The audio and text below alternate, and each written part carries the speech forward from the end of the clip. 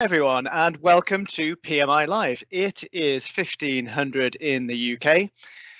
It is the last Friday of the month. Therefore, of course, it is PMI Live. Today, I'm joined by my colleague, Dennis Clementine-Marsh, who I will ask to introduce himself very shortly. For those of you who don't know me, my name is Rich Seddon. I'm partner and CEO of PMI. And today's topic is Elevate Your Skills, Black Belt Tools for Success. For those of you who are new to PMI Live, and I can see there's quite a few people that look like you might be, welcome. It's fantastic to have you with us. If you're joining us on one of the live streams, also welcome. If you would like to join the live session, hop on over to pmi.co.uk/webinars, where you can still register and join into the live session. You will have noticed, the more observant amongst you, that I have already started using the chat functionality and the Q&A. I say more observant of you, I did have it on the wrong screen, so some of you will have seen it all live happening just to prove that we are indeed live this afternoon. So you will see in the Q&A, I've posed our first question of the day, which, whilst we're introducing the session and setting up, be great if you could consider that. And the question is this: what is your most used green belt or black belt tool, and why? And how did it help you? PMI Live, as the name suggests, is just that, live and interactive. Take advantage of having Dennis and myself here, especially Dennis. And put your questions, comments and observations to us. So we'll use the Q&A for questions, and we'll use the chat for your observations and general comments. So without further ado, Dennis, would you like to introduce yourself, please? So good afternoon, everybody. It's lovely to see you all. So my name is Dennis Clementine-Marsh. I'm a direct consultant with PMI for 17 years now, and I'm also director consultant and head of data and analytics and insights. Easy for you to say. So Dennis, yes. Tell us a bit about your client work recently. It's been a while since we've seen you on PMI Live. I think possibly November, October of last year. Where have you been and what have you been up to? So I'll mention two clients in particular. One, which is a global client, which has a more than a century-old pedigree. Started off in the marine business, and they are pretty much in every part of the world. So I've been working with them for the last few months to help their green belts in particular in terms of on their project challenges, but also the central operational excellence team to help to move them forward in terms of the strategy and therefore how to support the business from a OPEX perspective. And then the second client is a home builder, and that means that we're not spending much time inside an office, but it's all out in the field. And there we're helping them with effectiveness and efficiency improvements and rapid transformation using Kaizen events. Thanks, Dennis. So commonalities here, and also linking back to the topic that we're discussing today. We've approached this from multiple angles, and the first part as to why this topic, why now, is a question I always ask at the beginning of PMI Live.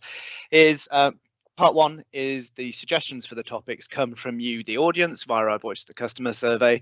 And we've seen repeat demand to keep coming back to different angles and different takes on the tools. From your perspective, Dennis, why is this still relevant, and why are we talking about it today?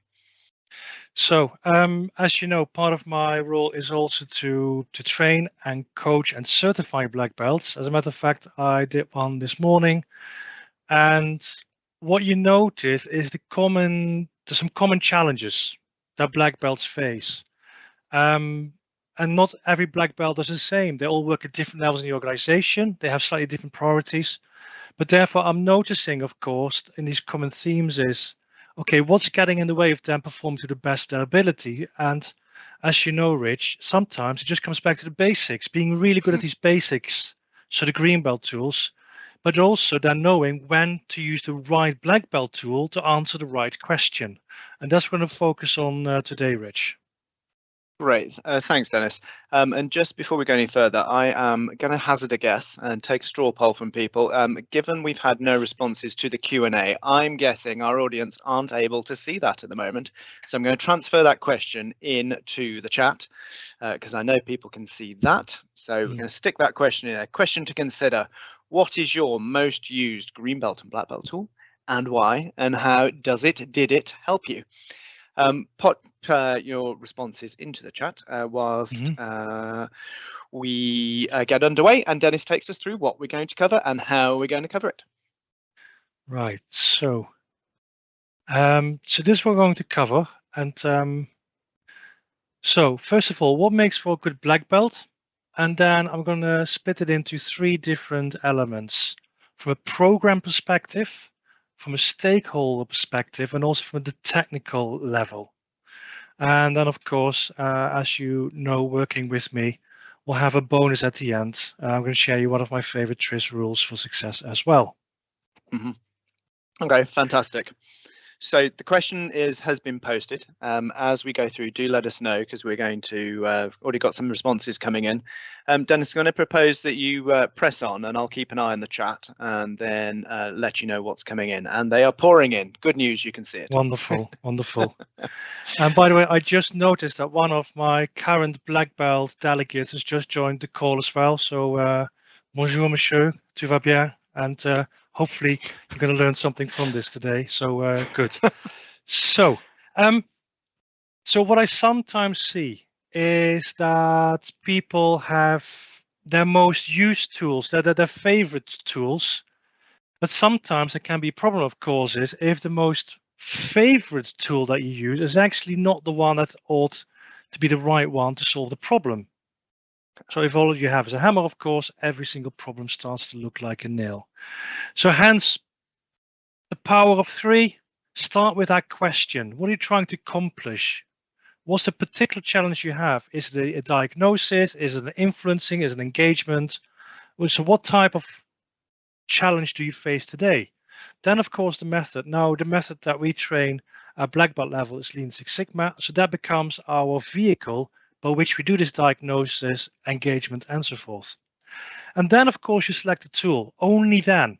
So you don't jump to tool without having, answered the question. And therefore, I always say to black belt, one of the key skills that you need to develop is being able to ask good questions. Once you are able to do that, then the tools will come afterwards. Now, within this, of course, Rich, and when I assess black belt projects, rarely do they fail because the black belt tools and techniques were not done well. Very often they fail at these basics. At black belt level, not I wouldn't call them the hygiene factors, but the essentials. So the green belt level tools. So therefore, being very competent at these green belt level tools is key to success for a black belt. And if you watch the webinar from my dear friend and colleague Sean, there's a wonderful webinar recording with some of his favorite tools and techniques at green belt level. So then, of course, once you've done a really good job at these fundamental green belt level tools, then consider, where do I now need to go beyond? Need to dive deeper into the diagnostic, need to have a different way of engaging with my stakeholders, or I'm actually now need to look through a systemic lens at the organization, and that's where we need the black belt level tools. So, Dennis, before you go on, yeah, shall I sure. jump in with some of the comments and observations so far? So in answer to the question on favorite / most used tools, we've got 5 Ws, 5 Rs, Lover VSM, Pareto, Ishikawa diagrams, as you'd expect, probably stakeholder analysis, SciPark, type and frequency of demand analysis, capability studies, Paretos. And then finally, not sure if this is a tool or not, but my favorite one is always question 1. What are we trying to accomplish? 10 points to that participant. So lovely, lovely. And what's fascinating about these tools are that people have shared, they're all actually green belt level tools. which is wonderful and actually heartwarming, of course. And also, what was nice to hear here, Rich, is all different tools, which means that I assume, therefore, that people are asking themselves different questions and therefore deciding I need a slightly different tool to answer this question. So very good.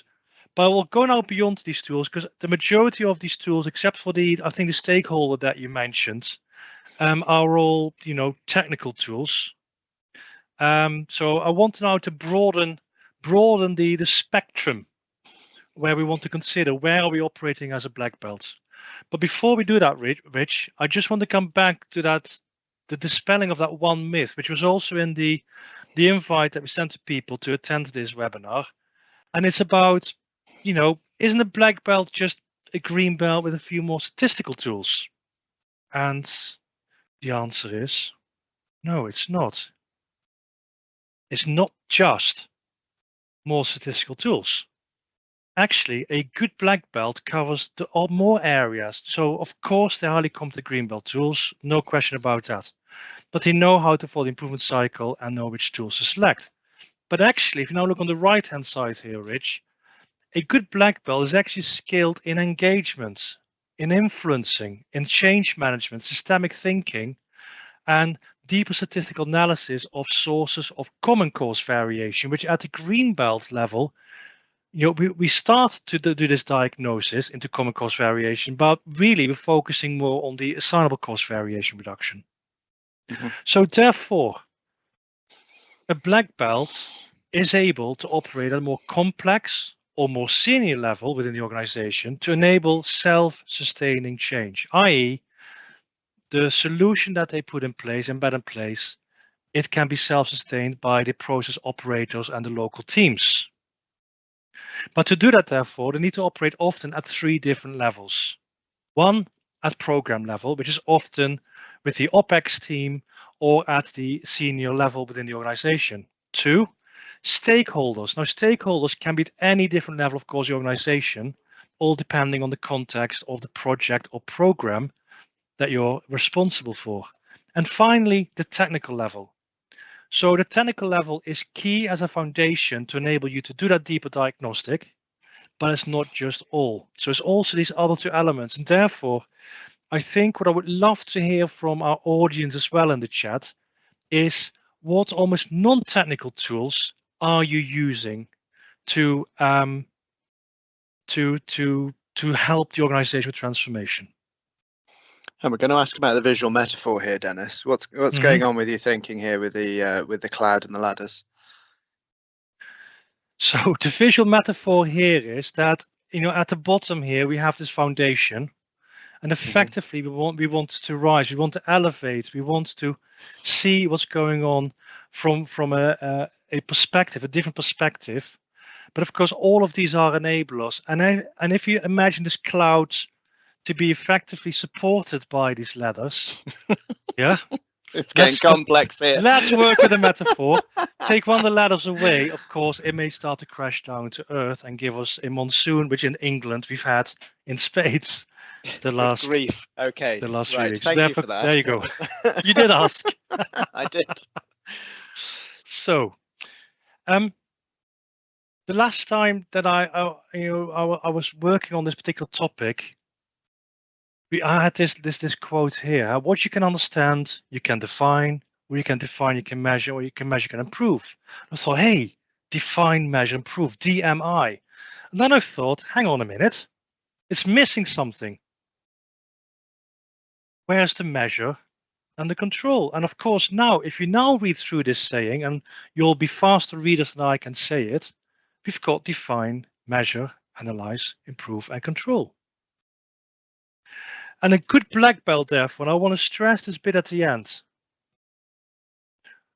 At green belt, to put something in place to help the self-sustaining change is one thing, but actually a black belt, you really want to make sure you think about the control plan at the very end, the training plans, the handovers, the error mitigation, and so forth, which all sit in that final phase. So for black belt, back to the certification process, they need to have gone through all of these stages successfully. And for those amongst us who like rugby, Six Nations are in full swing. I just thought there's a lovely analogy here, and I typed in rugby into the Microsoft a common image bank, and these four pictures came up, and they were actually very brilliant in expressing what you read here in the middle. So improvement is a team sport. It demands grit and determination, so you don't give up easily. Of course, it demands skill and confidence by the black belt to lead the organization through the transformation, but also the acceptance that sometimes you can't get it quite right. And that is perfectly okay.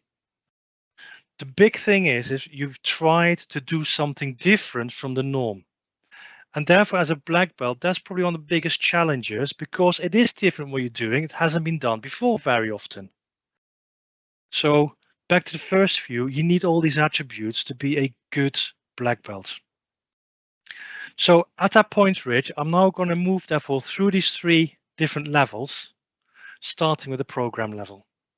Fantastic. So as a black belt, as a leader of change, where you may be is that the executive level recognizes it needs support. The current way of operating is not sufficient for meeting strategic objectives.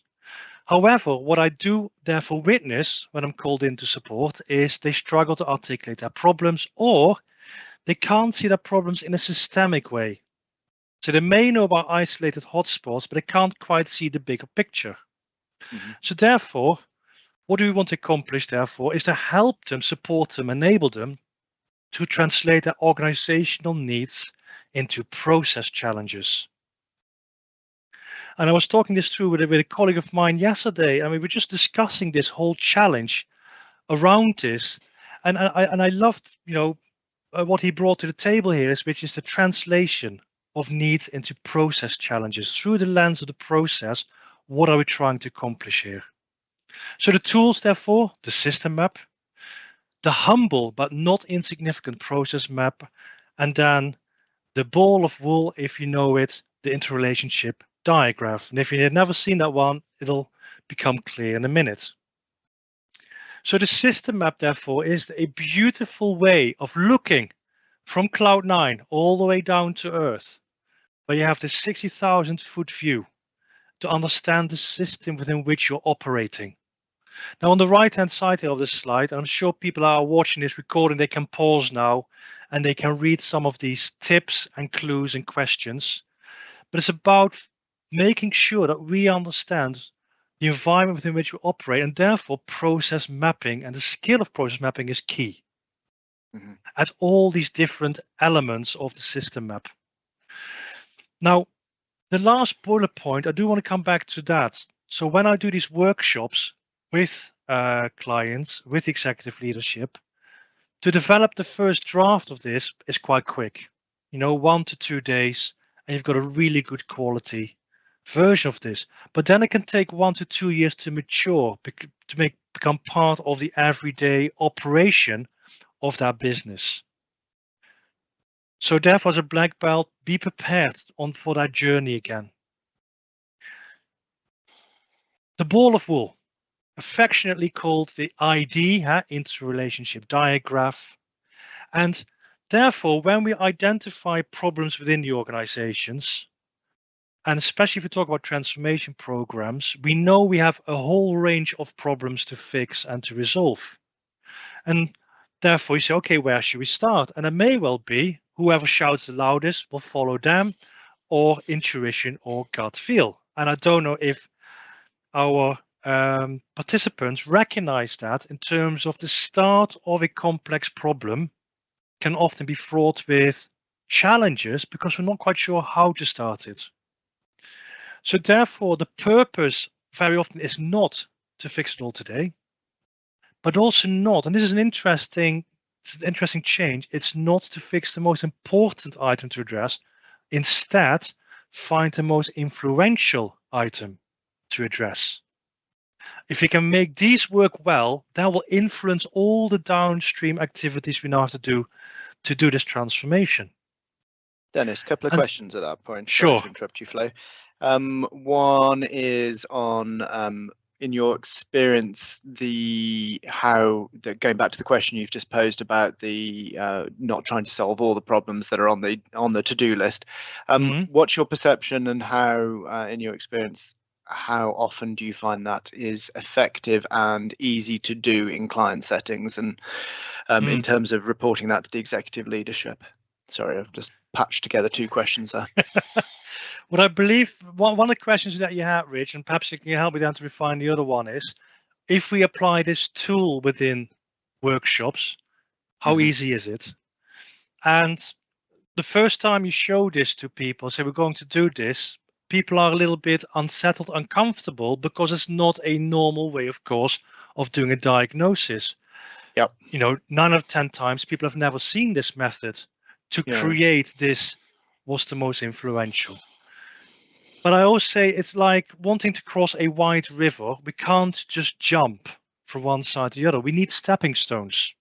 We need to jump from one to the other. And what this tool does, it identifies what the stepping stones are to cross the river, but then also it sticks them in a very logical order.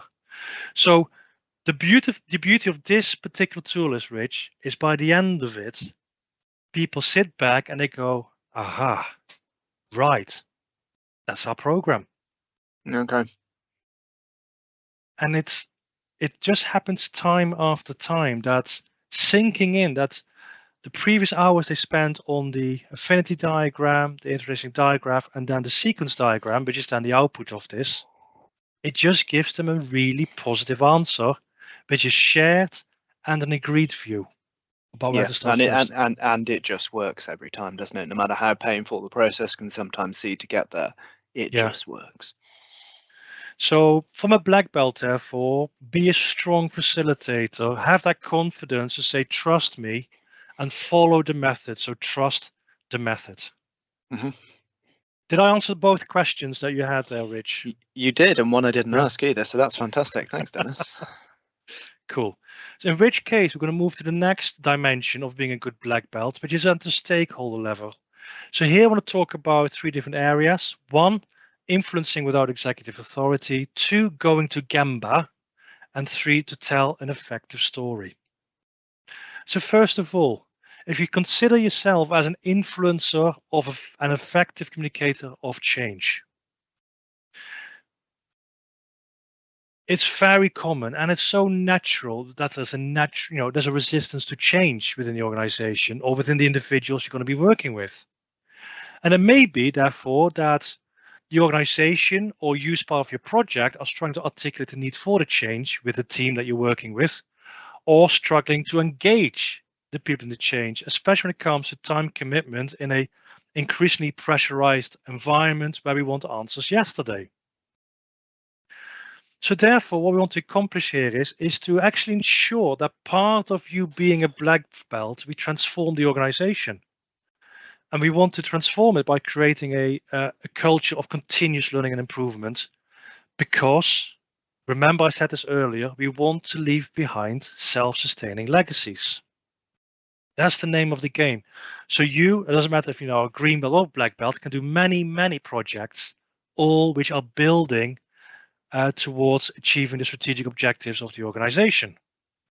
So the tools here, therefore, I want to share with you are the primary intervention cycle, storytelling, and effective communication. So primary intervention cycle, it's a model which is not often deployed, but it's just one of these nuggets of good consulting, especially if you're on the inside of an organization. And, I practice it every single time that I engage with a new client as well. So it's also can, of course, be used when you're on the outside. But I want to focus on the first one here, the gaining of entry.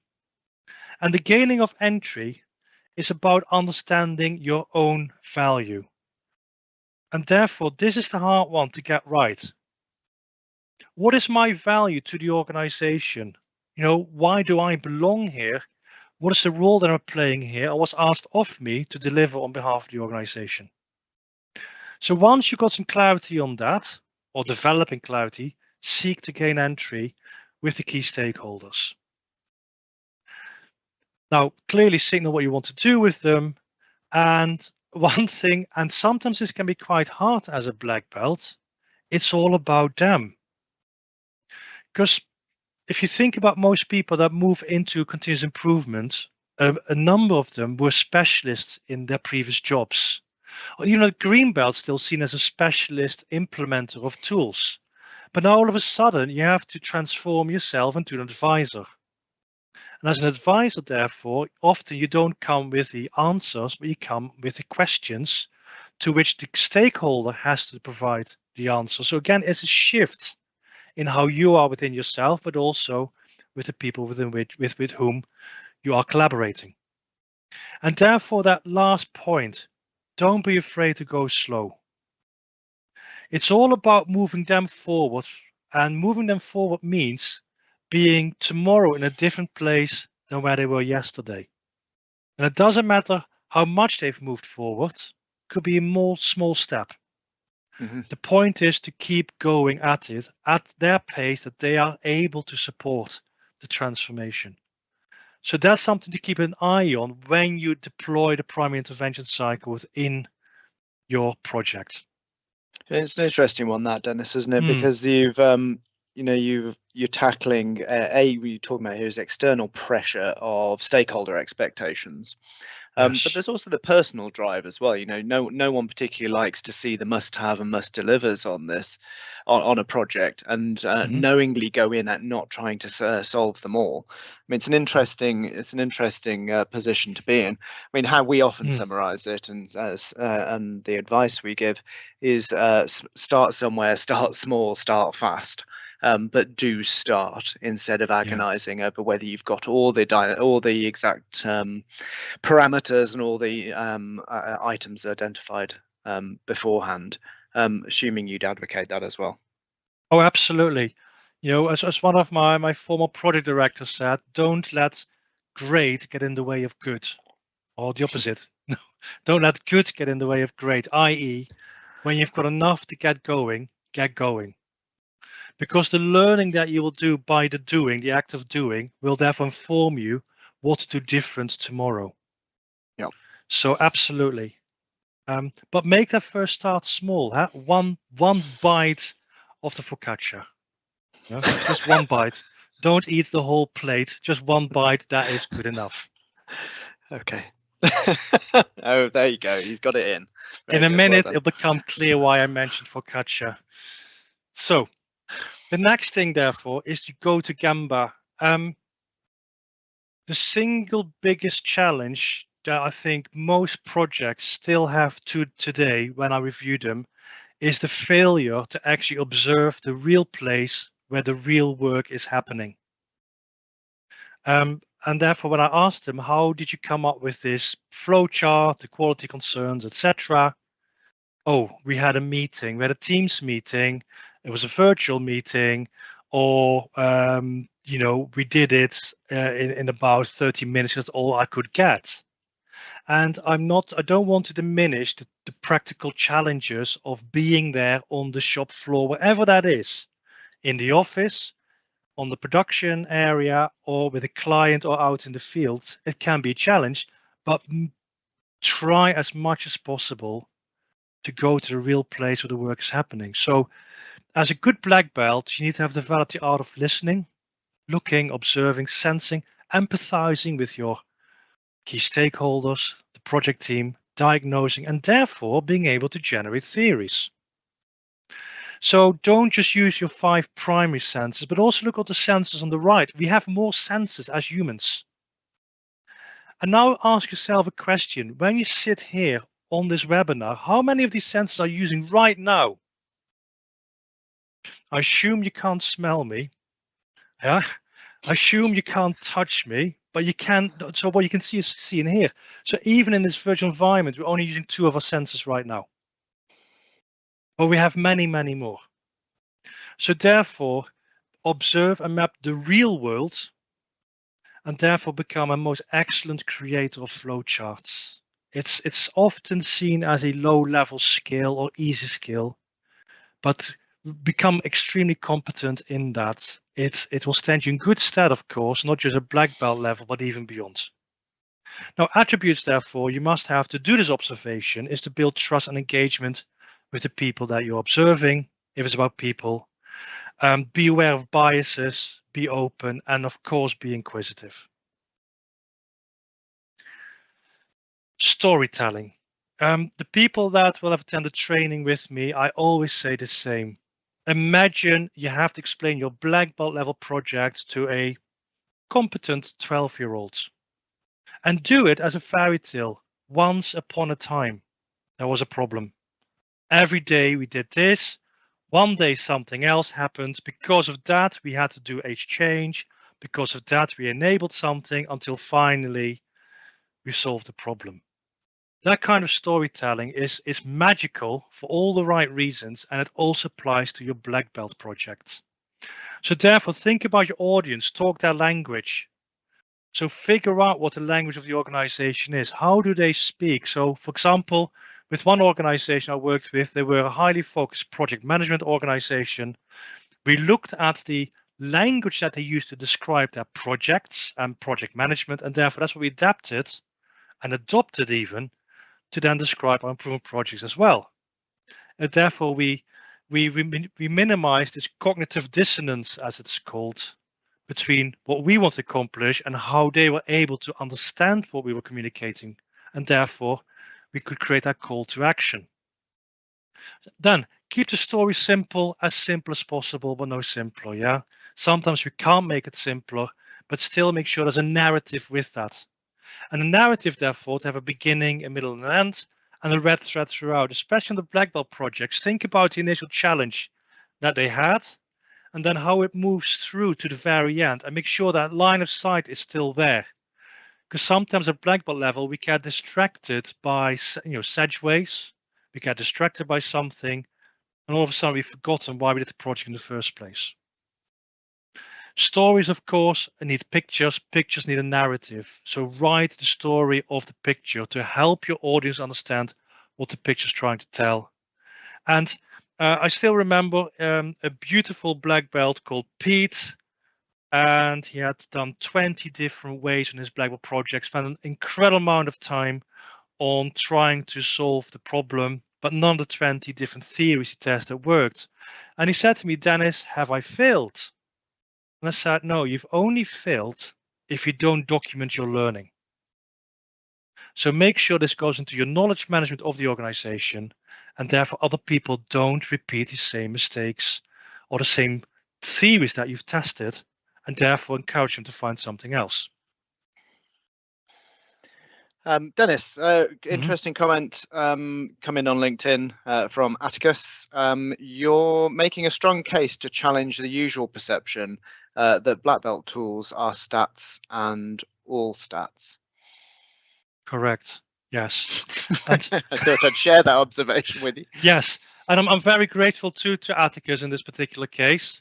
Absolutely. And when people sometimes come to our black belt training, we do spend a lot of time on statistical tools because they take more time to get the whole suite. And I'll show you in a minute one of the suites that we talk through.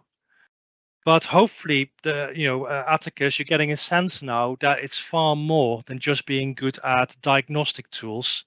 It's all about engagement tools, systemic thinking, and transformative tools. So here's some other top tools, therefore, and top tips almost. Thanks to, here's an example on the left-hand side of a board in a digital workspace of a black belt who I'm coaching, who is working from left to right through this challenge. And all of a sudden, there was a challenge. And the challenge was that although we were working from left to right, all of a sudden there's a new challenge coming up. So just by the fact there was a visual here we could work through, we can now zoom in on these visuals and figure out what was going on. And actually, do we now need to change the path?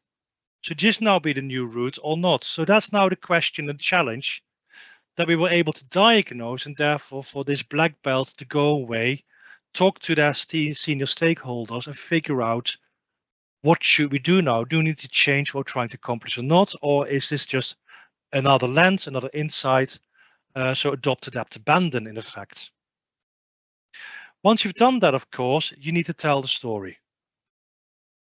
And the story you choose, Word or PowerPoint are probably the most common used formats. But document that story. And what I've shown here, by the way, this is the executive summary. Just a few slides. Anybody can read them. Anybody can therefore very quickly have a very simple understanding at a high level of what you did, what you tried to accomplish, was a change and improvement, and did the process live happily ever after. So don't forget therefore also to have appendices when needed, and then do hashtags. So depending where you store it on Teams, SharePoint, etc., make it easy for people to find. So you share the learning within the organization. So effective communication therefore is key. And I don't know about you, Rich, but people like good news. They actually don't mind bad news. But what they definitely don't like is no surprises. Sorry, is surprises. Let me just get back. I was just trying to work that one out. Thank you. Yes, surprises. Yes, I agree with you. My head just went one step ahead there. People mind surprises, where typically bad news has happened, but we keep it hidden because, for a number of reasons. So a key skill of a black belt, again, is to become comfortable with delivering bad news and delivering it early enough to therefore do something about it. And therefore, with data to justify it. Absolutely. And therefore, another tip on this is, Rich, that once you've come up with the identification of that problem, think through the potential solutions. So when you then go to your stakeholders, you don't not just offer them the problem, but also your view of what they could do about it. Even if they still want to make the decision themselves, autocratic with inputs, you've provided some input to them to help them to steer towards hopefully something that you feel aligned with. So in terms of therefore some key tools, if I just zoom in on this, think about the Johari window, think about the OK Corral. And if you've not come across these tools, then of course we've cover these in the black belt training. Transactional analysis, try to remain in adult mode where possible. It just helps again to get the story across in a way other people are very often more receptive to listen to it. And finally, we also talk about Myers-Briggs. Now, I know if there are, psychologists or people with psychology degrees on this webinar today, MBTI has got a bad name or challenge name within the scientific community. However, if you think about it from a communication perspective, the model is still useful. So one classic example is, I want some food. And if you know your audience, some people may just want any food and whenever. I'll gladly have some focaccia with pesto at 8 o'clock with my cup of coffee. Other people may have a very specific dish in place at a very specific time. But if you know that, you can engage with your audience in a far better and far more elegant way, which is useful by them and helpful by them. So those are my tools at the stakeholder level. So I'm now going to move to the third element, which is about the technical level. Now here, of course, there are so many tools that we could throw at this. So I've just chosen a few of my favorites. The black belt as a specialist analyst of data, not just any analyst of data, but a specialist analyst of data. Anything that we say without data is merely opinion. And opinion, by the way, may be right. I'm not challenging that at all. But if we can support it with data, it becomes so much more powerful. Now, the challenge, of course, is that a majority of people that we operate with, typically, they have not been educated in understanding what our data is trying to tell them. So they need help from the black belt. And therefore, what you want to help particularly the audience with. And I can think, for example, about performance reporting, which is a key enabler or key diagnostic tool to identify is change and improvement, or do we need to respond here, is to avoid making these two classic mistakes. One, reacting when no action is warranted, or two, not reacting when action is warranted. And of course, you may better know this as tampering or as losing the opportunity to learn, missing the opportunity to learn. So therefore, I want to take all the qualitative data, but I want to link it to the quantitative data. I want to build a far more powerful story putting these together. Now, one classic example, by the way, are project charters. Make sure your project charter doesn't just have a good narrative in it, have data in there. What does today look like? How good, better, ugly is today? What is tomorrow in terms of the aims? What should that look like? And then the final tip I'll give on that in the charter specifically is don't just look at the improving KPI, but also at the KPIs that should not get worse.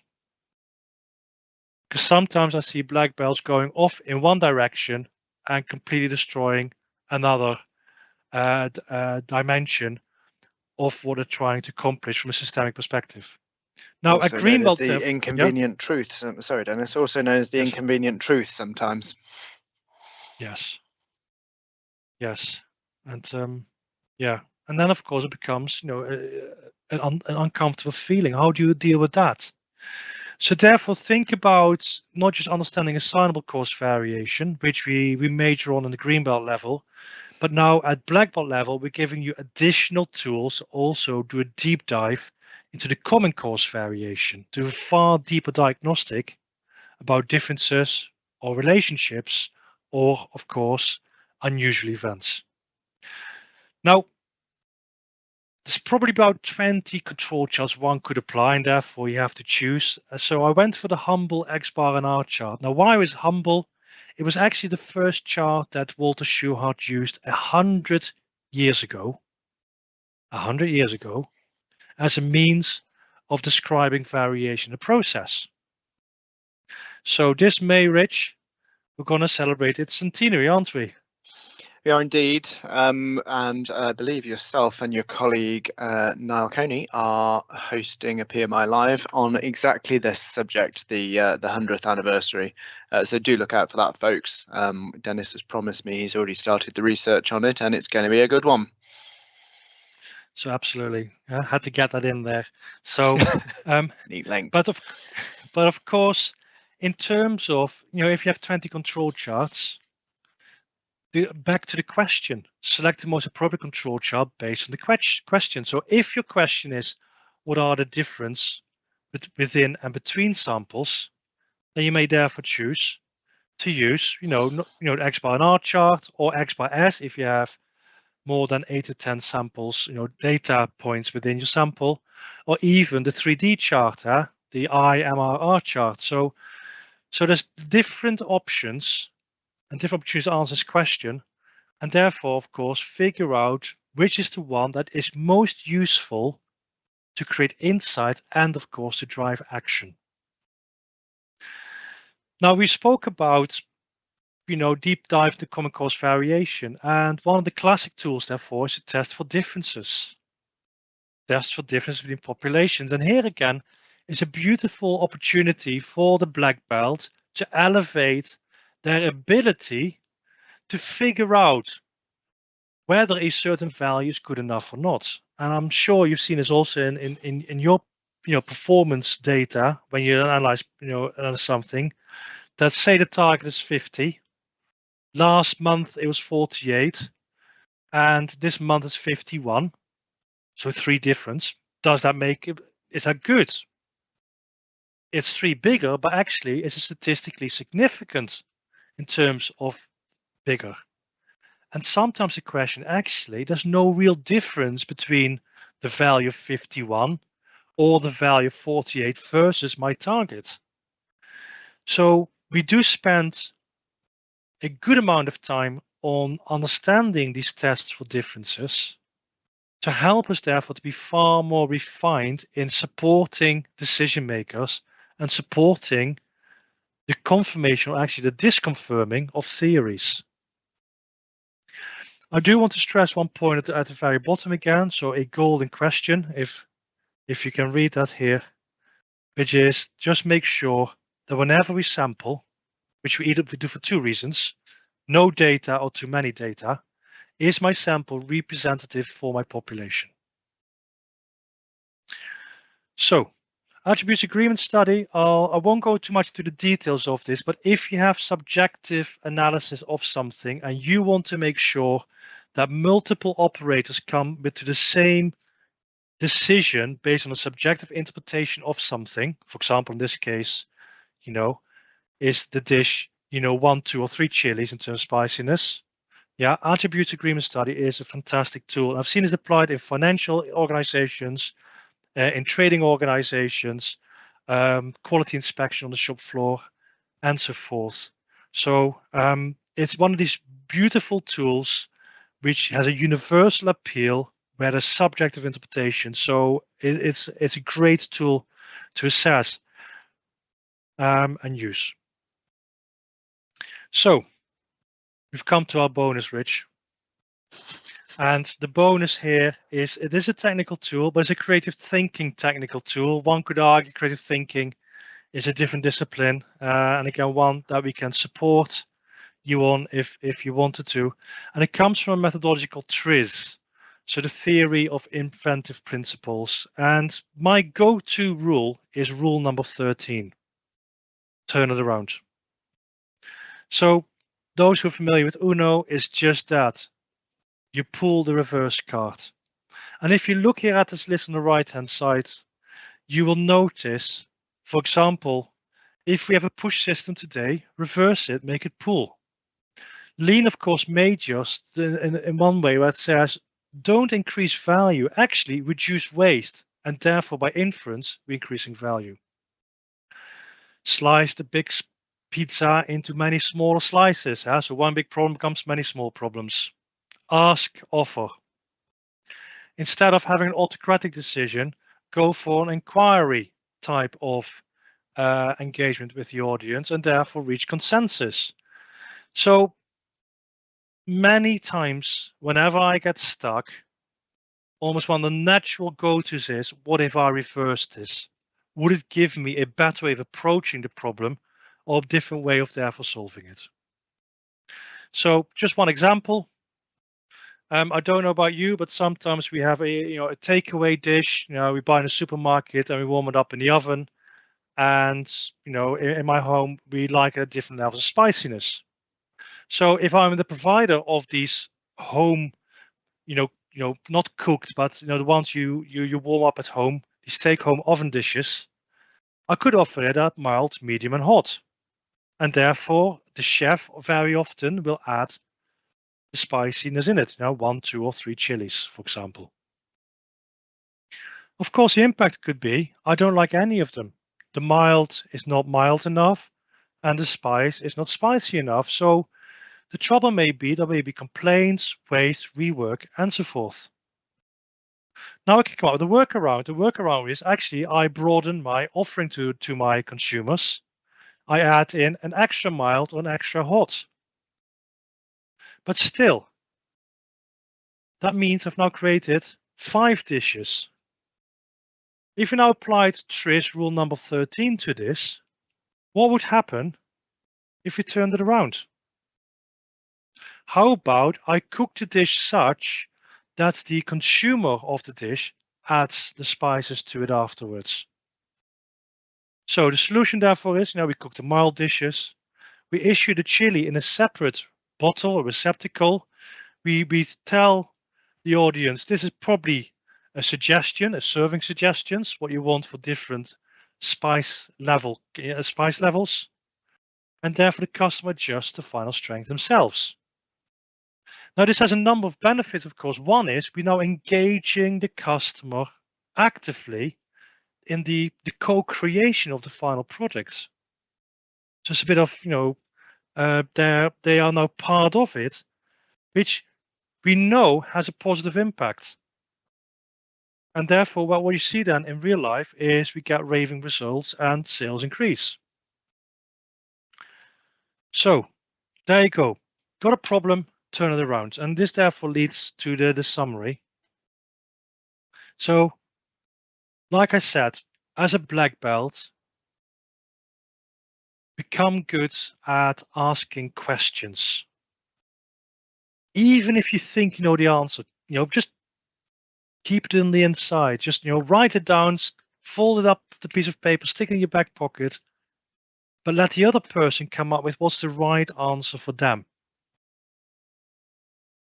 A good black belt, therefore, needs to excel at the basic green belt tools and methods. That makes for a really good black belt project. Consider the 3 different levels. We spoke about program level, stakeholder level, and technical level. And communicate. And that doesn't mean broadcasting. That means listening. Much more about the listening. Listen to the world within which we're operating, and let it inform you, therefore, how to tackle specific problems.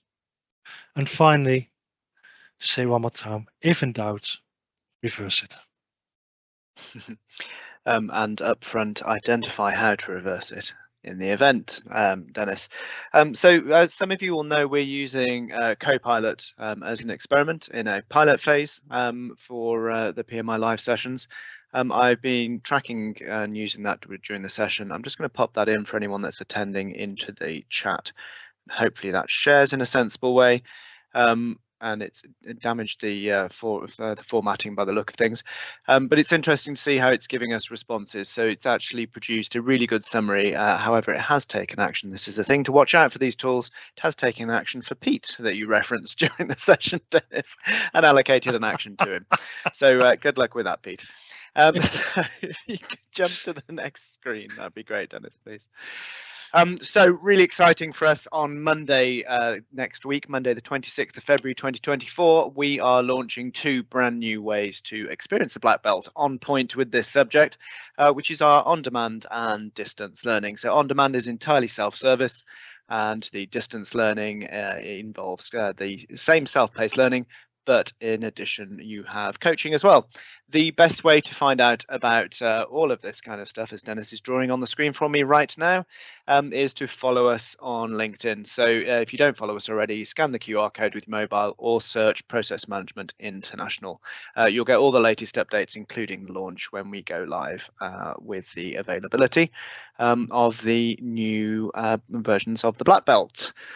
Next slide, please, Dennis.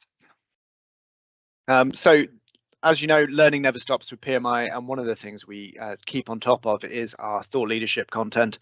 Some great new releases this month. First is an interview on the Leading for Business Excellence podcast series with Paul Hayward from Cooper Vision. Great listen there, some really interesting takes.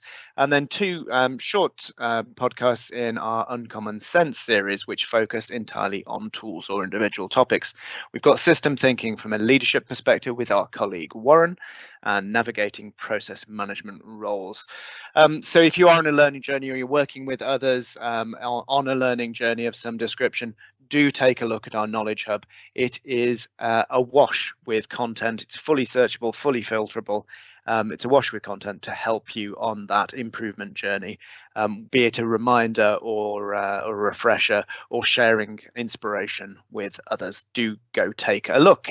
And finally, Dennis, next month we have PMI Live on the final Friday of the month at 1500 hours UK time. Is Leading Leaders, how to engage your organizations in change. And that's with myself and my colleague Warren Knight. And we'll be particularly looking at articulating your vision and goals. Who do we need to engage, and top tips for making a difference. So it's next month, Friday the 22nd of March at 1500 UK time. Do register now, pmi.co.uk/webinars. So all that remains to say is thank you so much for joining us. It is our pleasure and privilege to be able to deliver these sessions to you.